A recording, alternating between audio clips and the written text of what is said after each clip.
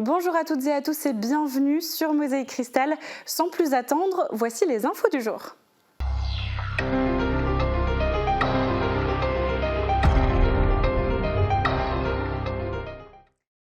Non, vous avez fait quand la dernière? Le 21. On a fait tous les trois le même jour. Non valide. Formidable. Génial. Bah, c'est pas aussi. C'est l'électronique. Non valide.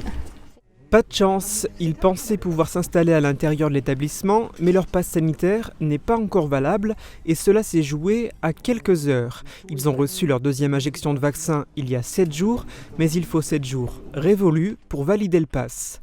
Néanmoins, ils pourront obtenir à manger par le biais de la vente à emporter. Une histoire qui finit bien. En tant qu'établissement multi-activités proposant une activité de loisir, le bowling, le Striker a dû mettre en place le pass sanitaire. La fréquentation a immédiatement baissé. Depuis mercredi le 21 juillet, donc on a en place le pass sanitaire et du coup on a une baisse de fréquentation de l'ordre d'au moins 50%. Donc beaucoup de gens qui sont seulement primo-vaccinés ou qui ont pris leur rendez-vous ou qui tout simplement ne l'ont pas fait. Donc très compliqué au niveau de l'activité. Une bonne nouvelle cependant pour les clients, ils peuvent respirer ici sans contrainte. Les établissements soumis au pass sanitaire donc en fait, n'ont plus l'obligation de faire porter à leurs clients le masque à l'intérieur de l'établissement.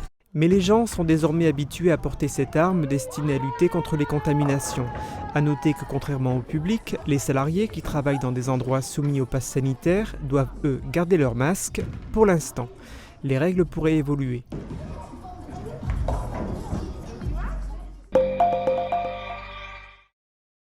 Avant de rentrer dans le parc, les visiteurs doivent désormais montrer patte blanche auprès du personnel. Merci, c'est tout bon. Depuis le 21 juillet, Pokéland a dû réorganiser son accueil. Les employés se relaient toute la journée pour contrôler les passes sanitaires. Tous les clients qui passent par l'opérateur.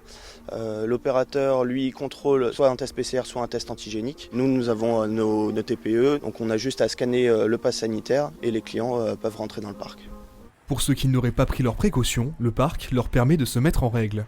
On a la possibilité d'avoir un infirmier qui vient directement faire les tests au sein du parc. Et ensuite, nous sommes en partenariat avec une pharmacie et ils peuvent aller se faire tester tout au long de la journée. En ce début de semaine, l'accueil est fluide et les personnes présentes n'ont pas été freinées par ces nouvelles restrictions, tout comme cette visiteuse. Ça ne me dérange pas du tout de montrer mon pass. Surtout dans le téléphone, c'est très pratique. Je trouve que la liberté des uns s'arrête où commence celle des autres. Donc j'ai pas du tout envie d'être contaminée par quelqu'un qui ne peut pas se faire vacciner. Et donc je trouve que c'est tout à fait normal. Mais certains ont tout de même dû rebrousser chemin après leur contrôle. J'ai fait un test PCR en prévision de la visite aujourd'hui et je l'ai fait samedi matin à 9h. Il est plus valide parce que c'est une validité de 48 heures. Donc en fait c'est pour quelques heures seulement, vous n'avez pas pu rentrer dans le parc. Voilà, exactement, 3 heures. Je comprends, il faut trouver des solutions, mais c'est vrai que c'est un peu casse-pied parce que j'avais envie de sortir les enfants aujourd'hui et on perd du temps.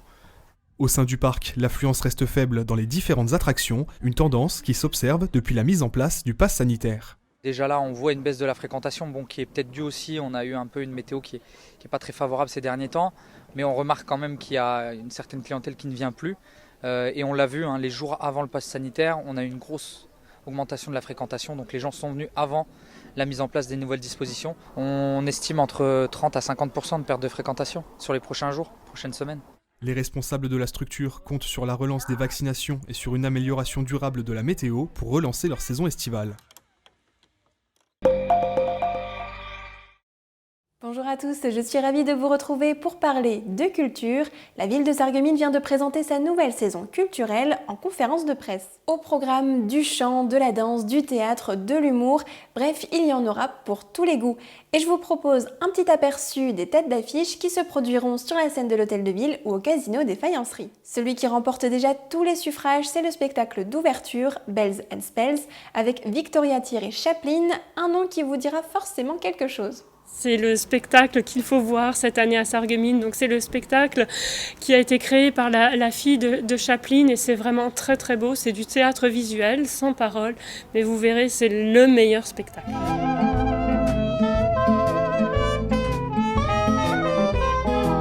Alors D'ailleurs, certains spectacles sont des reprogrammations. Les 2 dernières saisons culturelles ont été évidemment impactées par la crise sanitaire. Mais bonne nouvelle, de nombreux artistes ont trouvé de nouvelles dates pour venir se produire à Sarreguemines, notamment le ballet de Kazan.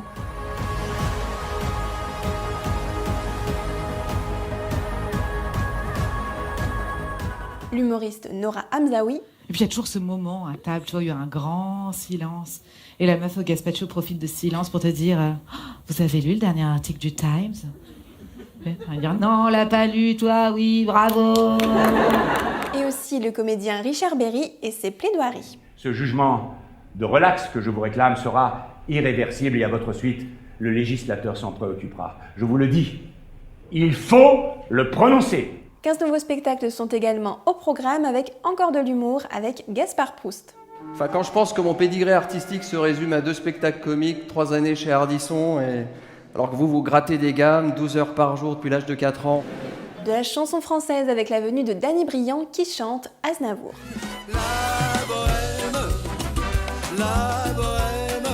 De la musique pop électro aussi avec le groupe Lilywood and the Prick. Mais aussi du théâtre pour toute la famille avec le spectacle Métamorphose, le Chaboté. Et à noter que l'un des chorégraphes et interprètes est Pierre-François Dolé, qui est originaire de Sarreguemines. Cette saison culturelle démarre le 24 septembre et je peux déjà vous dire qu'elle est très attendue. On écoute l'adjointe au maire chargée de la culture. Nous piaffons tous d'impatience, il y a encore un mois à tenir, mais c'est un programme si riche avec une belle réussite de reprogrammation. Donc enfin, c'est un cri du cœur. Alors je n'ai évidemment pas cité tous les spectacles, il y en a encore beaucoup d'autres. Vous trouverez toute la liste sur le site de la ville de Sarreguemines. La billetterie, elle, sera ouverte dès le 14 septembre, en ligne et sur place à l'hôtel de ville. Alors, quel spectacle irez-vous voir ? Avec les tickets Sport Culture, les jeunes n'ont pas le temps de s'ennuyer. Cette action est mise en place par la ville de Sarreguemines pendant les vacances scolaires depuis plusieurs années. Les enfants ont le choix entre une trentaine d'activités différentes proposées par les clubs et associations. C'est hyper important, ça permet aux enfants d'avoir une activité dans la ville, si on ne peut pas partir en vacances. Et puis c'est très divers, on a quand même 4 activités par enfant pour simplement 10 €. C'est quand même exceptionnel.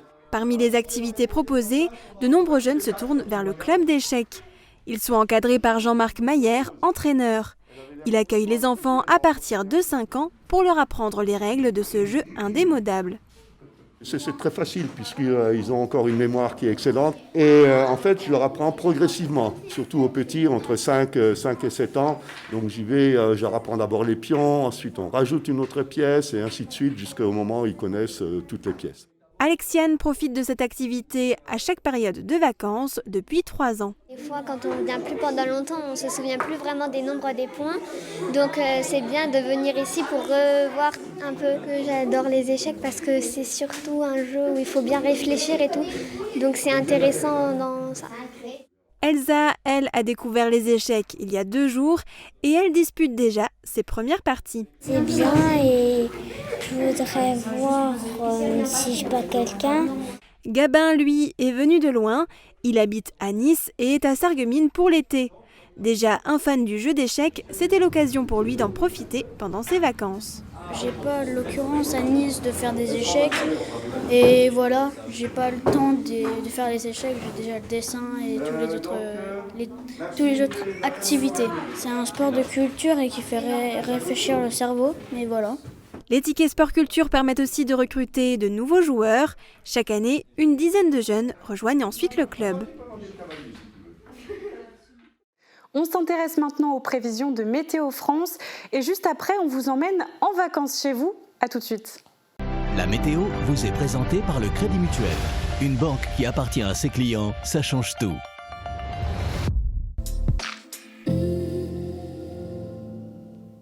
Bonjour à tous, demain vendredi il fera beau le matin, l'après-midi les nuages reviendront avec possibilité de faibles averses.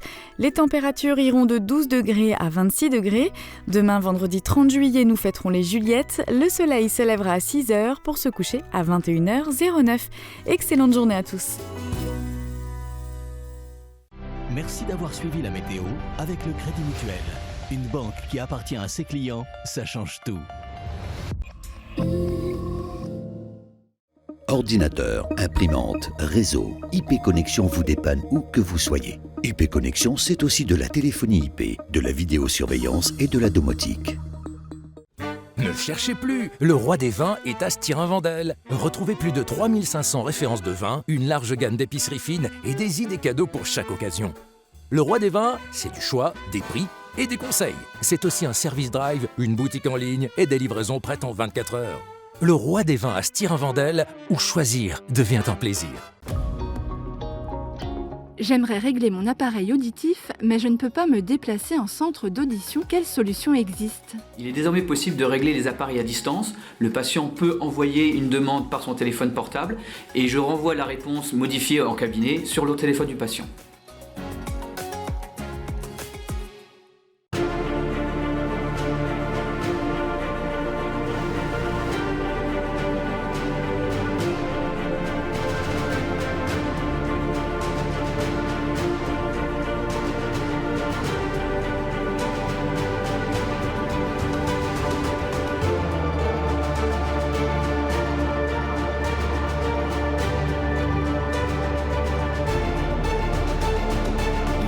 Des secours. Rejoignez-la, pompiers.fr.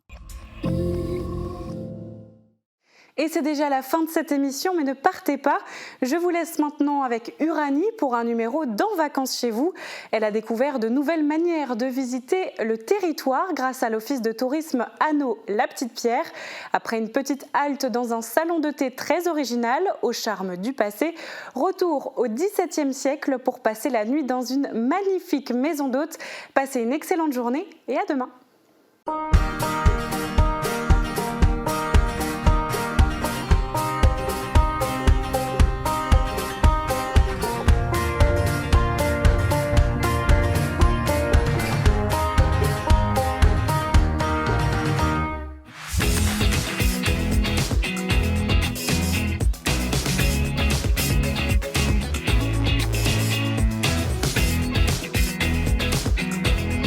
Bien le bonjour, nous voici de nouveau en vacances chez vous et cette fois-ci nous sommes au pays de Hanau-La-Petite-Pierre.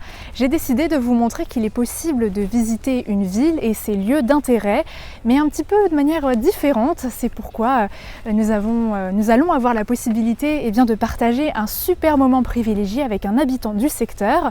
Et on verra aussi de très très beaux paysages, soyez-en sûrs. En tout cas, pour ma première étape, j'ai rendez-vous avec un habitant justement à Dessenheim-sur-Zinsel et il m'attend, alors on y va sans plus tarder.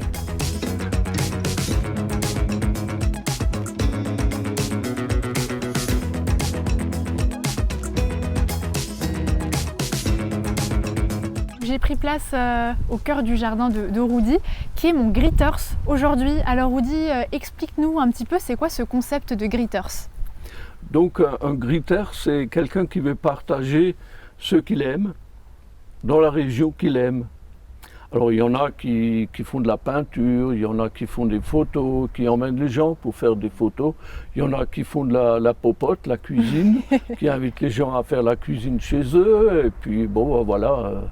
Donc on partage sa passion avec des gens qui au préalablement se sont inscrits sur le site, qui ont décidé de passer un moment un peu privilégié, voilà, c'est ça ? C'est ça. Super. Oui. Et alors avec toi, qu'est-ce qu'on va faire aujourd'hui ? Alors aujourd'hui, on va passer au château de Daubenschlag, qui est un château qui a été découvert seulement en 1979. Donc il manquait carrément. Sur le terrain, on savait qu'il y avait un château entre Saverne et Ingwiller, mais il avait disparu, on ne savait plus où il était. Eh bien non, on va aller voir ça alors. On va y aller. Donc toi, ta passion, on va dire, c'est le côté un peu rando patrimoine. Voilà, alors. c'est ça. Super. Surtout eh bien on y va alors. Ok, on y va.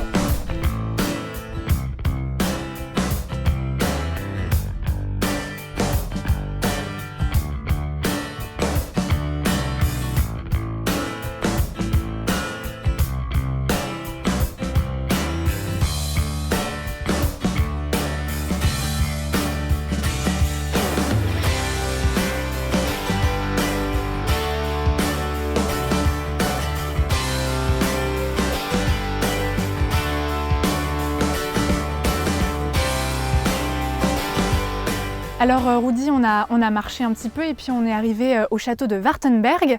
J'aimerais que tu m'expliques un petit peu, tu m'as dit tout à l'heure que tu avais des anecdotes. C'est quoi ici comme anecdote la plus forte que tu aurais? Quand j'étais petit, on venait jouer ici, on ne se doutait pas qu'on se trouvait sur un château fort.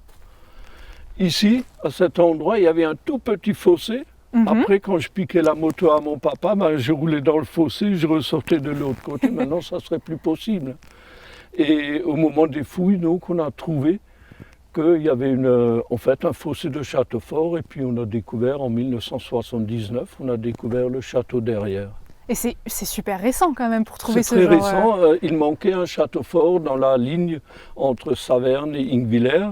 On le cherchait, on pensait qu'il se trouvait à Dossenheim. Que ça serait le refuge fortifié de Dossenheim, et quand ils ont fait des fouilles là-bas, ils ont vu que non, ce n'était pas un château. Et il y a un archéologue qui est parti de la carrière, qui se trouve sur l'autre colline, et en revenant ici, il a remarqué qu'il y avait des pierres à bossage, comme il y en a tout plein ici. Et il s'est dit, carrière, des pierres à bossage ici, donc il y a eu transport, ils sont allés où? Ils sont allés là, sur cette colline, il s'est mis à creuser, il a eu un bol fou, il est tombé en plein dans l'angle. En plein dans l'angle du donjon. Comme quoi, il y en a qui ont de la chance. Il y en a... Et donc ici, tu jouais avec tes copains alors? Alors je jouais ici avec mes copains et puis voilà. On va faire le tour alors? Ouais, on va faire le tour. Super.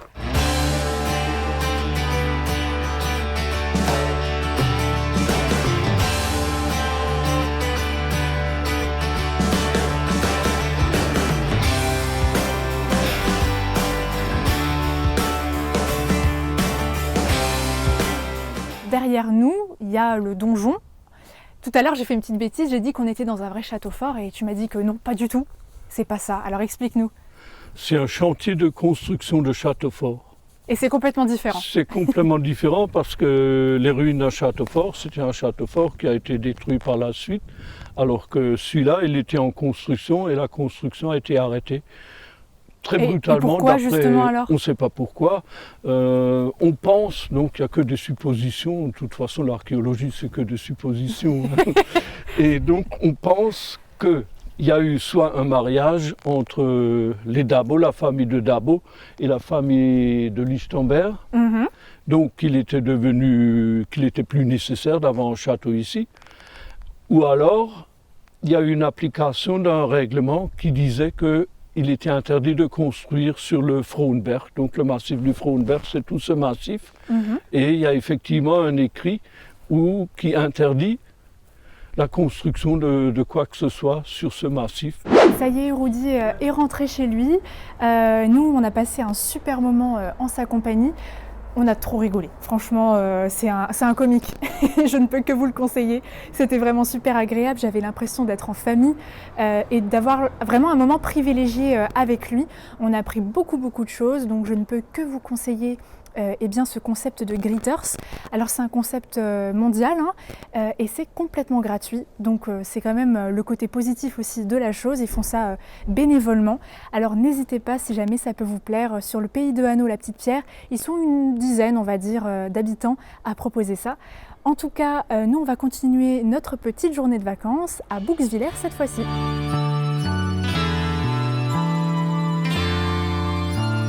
Me voici à Bouxwiller, une autre petite commune du secteur. Les rues sont super jolies, pleines de couleurs et de fleurs. Et donc je vais m'arrêter devant cette petite boutique. La devanture m'a tout de suite interpellée. C'est en fait une boutique un petit peu spéciale. Je vous en dis pas plus, on va regarder à l'intérieur.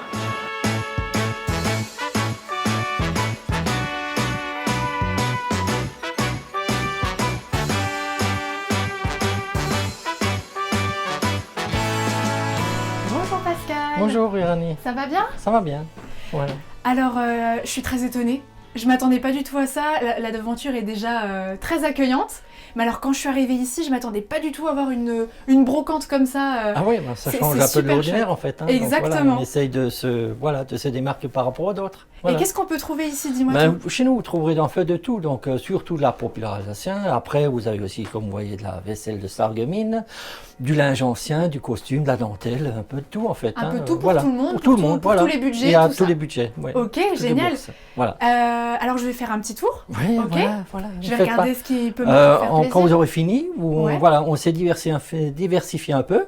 Donc dans le bas, vous trouverez un salon de thé, donc dans le décor des vieilleries, puis voilà. Un salon de thé, voilà. Chouette. Pour déguster des pâtisseries maison, des glaces artisanales, et puis voilà. C'est partager un moment autour des antiquités et aussi autour d'un bon morceau de tarte, c'est ça? C'est ça. Super. C'est ça. Et bien, à tout de suite alors, Pascal. À tout de suite, il n'y a pas de problème, je vous laisse fouiller et regarder.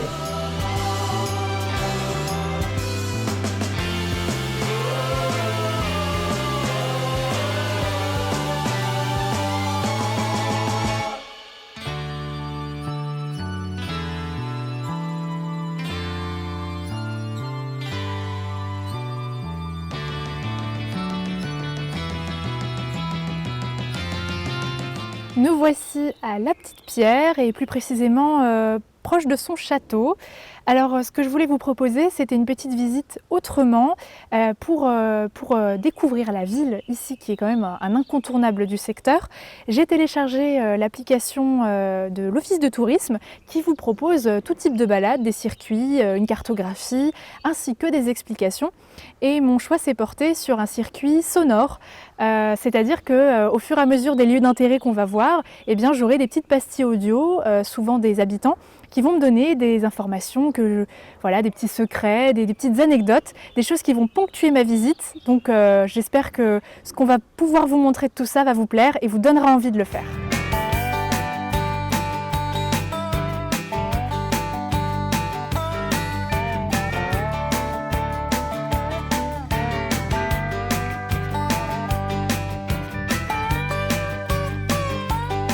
Le château, c'est quelque chose de fantastique. Hein. J'ai des souvenirs assez incroyables de l'époque où les remparts étaient à nu, lorsque la toiture n'avait pas été refaite encore. Hein. Elle a été refaite dans les années 80.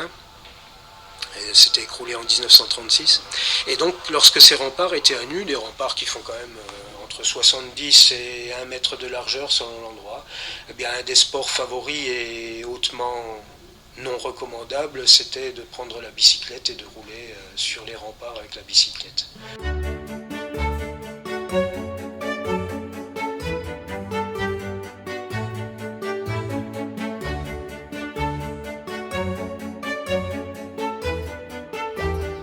On continue notre balade audio et cette fois-ci, eh bien, je me retrouve dans une rue très jolie, très fleurie, mais qui a aussi beaucoup d'histoires. Par exemple, juste derrière moi, il y a une maison, sur le linceau de la porte, il y a un bretzel, ce qui signifiait qu'avant il y avait des boulangers. Et puis, c'est pas la seule maison en fait ici dans cette rue qui a une histoire. Plus vous avancez, plus vous voyez des petits détails sur les maisons. Je suis bien restée une bonne demi-heure ici. D'ailleurs, il y a 2 villageoises sur l'application dont je vous ai parlé tout à l'heure qui nous racontent des petites anecdotes. Je vais écouter ça tout de suite. À côté, il y avait une petite épicerie où vous pouviez acheter le strict nécessaire. Parce que le restant, vous pouviez l'acheter en bas au Sadal. Alors là, c'était surtout les harengs. Parce que les gens mangeaient beaucoup d'harengs, ils étaient pauvres. Hein? Et alors là, en face, dans la maison à droite, il y avait un cordonnier. Lui, il réparait les chaussures. Et pour les bûcherons, il mettait de gros clous qu'il n'y ait pas tellement souvent à les faire réparer.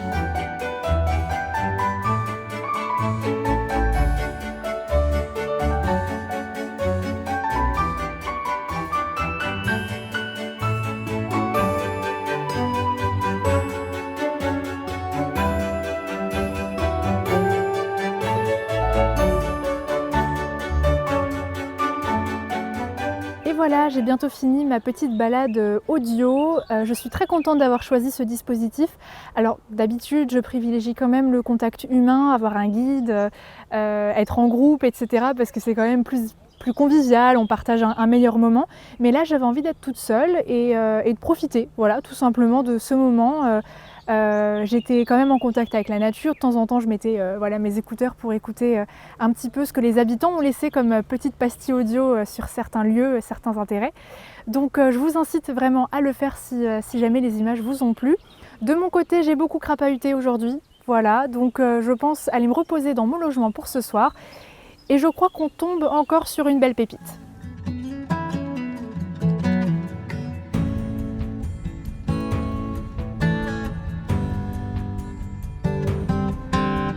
Et nous voici à Obermodern, c'est notre dernière étape pour aujourd'hui. Pour notre logement, on a trouvé des chambres d'hôtes qui s'appellent les Lettres de Montmoulin.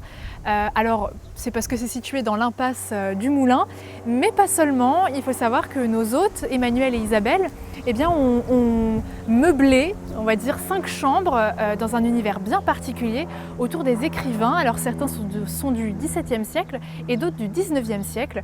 On a vu déjà des photos sur internet, ça donnait vraiment envie. Donc on va sonner et puis aller rencontrer nos hôtes. Bonjour Uranie. Bonjour Isabelle, bonjour Emmanuel. Bienvenue au Moulin. Merci, je suis super contente d'être là. Ça Eh va ben, bien? bienvenue, ouais, nous aussi, ça va très bien. Génial. On t'emmène dans ta chambre? Bah ouais, allez. Sans plus tarder, je vais voir. On y va.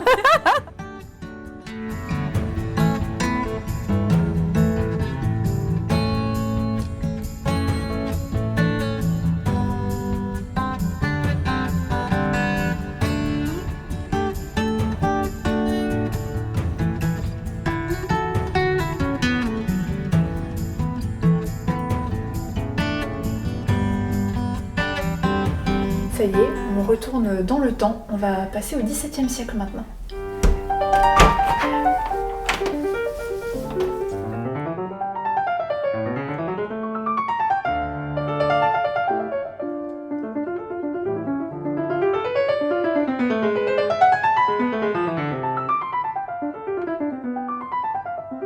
Alors Isabelle, on a fait un peu le tour de ces chambres. Déjà, ma première impression, c'est magnifique. Voilà, je tenais à te le dire. C'est super joli. Mais j'aimerais comprendre comment, avec Emmanuel, vous avez réussi à avoir ce concept-là et qu'est-ce que vous avez voulu transmettre aux gens? Alors, ce qu'on a voulu, c'est non seulement proposer à nos hôtes une nuit un petit peu originale, parce que comme je suis dans les lettres et dans l'écriture, bon, on va dire que c'est mon domaine, donc c'était un petit peu un rêve que j'avais et que j'ai pu réaliser avec mon mari. Mais en plus, ce qu'on voudrait, c'est leur proposer un voyage dans le temps et dans la littérature. Et chaque chambre a été conçue comme un cabinet de curiosité, c'est-à-dire un univers qui soit plein de détails représentatifs d'un auteur, de son écriture, d'objets qui pouvaient exister à son époque. Alors on a procédé pendant 1 an à une chasse au trésor et on a collecté comme ça des tas d'objets qui ont du sens. Donc finalement, où qu'on porte les yeux dans chacune des chambres, tout a du sens. Et je pense que c'est ce que nos hôtes ressentent, parce que beaucoup nous remercient pour une nuit passée dans un autre univers, pour, comme dit, ce voyage dans le temps, etc. Et je crois que c'est tout simplement lié à ça. Il y a du sens, il y a de la poésie. Il y a plein de choses qui se cachent aussi dans des détails, il y a des clins d'œil. Et ce que j'ai beaucoup apprécié, c'est faire un tour de tout ça et que tu m'expliques chaque histoire qu'il y avait derrière tel objet. Voilà. Ça apporte quelque chose en plus. Une chose est sûre, je pense que je vais très bien dormir ici. C'est superbe. Merci beaucoup. En tout cas, tout le monde dort très bien. Il paraît qu'on a une literie extraordinaire. Je vais tester et puis je te dirai. Voilà. Super.